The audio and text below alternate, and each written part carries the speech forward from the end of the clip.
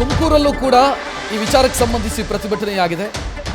ತುಮಕೂರಲ್ಲಿ ಪ್ರತಿಭಟನೆಯ ಕಾವು ತಾರಕಕ್ಕೇರಿದೆ. ಈ ವೇಳೆ ಡಿವೈಎಸ್ಪಿ ಒಬ್ಬರ ಮೇಲೆ ಹಲ್ಲೆ ಮಾಡಿದ್ದಾರೆ ಅನ್ನೋ ಆರೋಪ ಕೂಡ ಕೇಳಿಬಂದಿದೆ.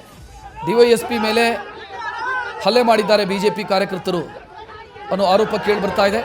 ಡಿವೈಎಸ್ಪಿ ಮೂಗಲ್ಲಿ ಗಾಯ ಆಗಿದೆ, ರಕ್ತಸ್ರಾವ ಆಗಿದೆ.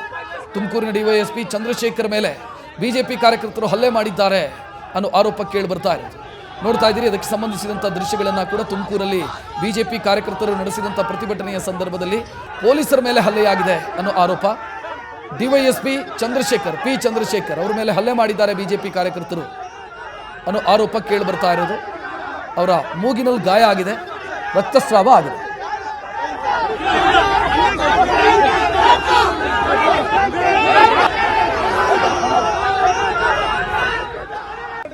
ನೀವು ಮ್ಯಾನ್ ಹ್ಯಾಂಡ್ಲಿಂಗ್ ಮಾಡ್ತೀರಾ? ಹೆಚ್ಚಾಗಿ ಧೈರ್ಯ ನಿಮಗೆ ಪೊಲೀಸರ ಮೇಲೆ ಹ್ಯಾಂಡ್ಲ್ ಮಾಡಿದ್ರೆ.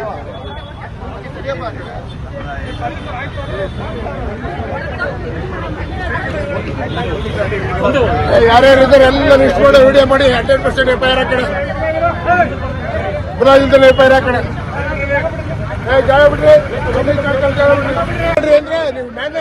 ನೋಡ್ತಾ ಇದ್ದೀರಿ, ಬಿಜೆಪಿ ಕಾರ್ಯಕರ್ತರ ಮೇಲೆ ಪೊಲೀಸರು ಆಕ್ರೋಶ ವ್ಯಕ್ತಪಡಿಸ್ತಾ ಇರೋದನ್ನು ಗಮನಿಸ್ತಾ ಇದ್ದೀರಿ.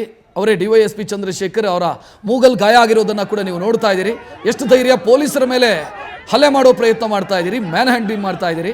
ಎಲ್ಲರದ್ದು ವಿಡಿಯೋ ಚಿತ್ರೀಕರಣ ಮಾಡಿ ಎಲ್ಲರ ಮೇಲೆ FIR ಹಾಕೋಣ, 100% FIR ಮಾಡ್ತೀವಿ ಅಂತ ಚಂದ್ರಶೇಖರ್ ಅವರು ಎಚ್ಚರಿಕೆಯನ್ನು ಕೂಡ ಕೊಡ್ತಾ ಇರೋದನ್ನು ಗಮನಿಸ್ತಾ ಇದ್ದೀರಿ. ಅಲ್ಲಿ ಆ ಹಲ್ಲೆಗೆ ಸಂಬಂಧಿಸಿದಂತೆ ಅವರ ಮೂಗಲ್ ಗಾಯ ಆಗಿರೋದನ್ನು ಕೂಡ ನಾವು ಗಮನಿಸಬಹುದು.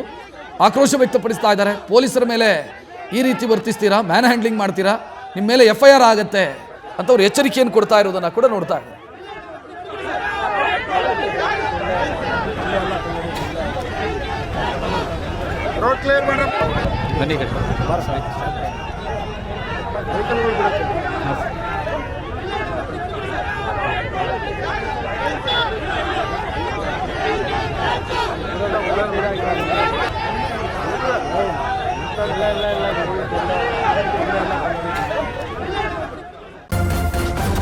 ನ್ಯೂಸ್ ಫಸ್ಟ್, ನಿರ್ಭೀತಿಯಿಂದ ನಿಮ್ಮ ಪರವಾಗಿ.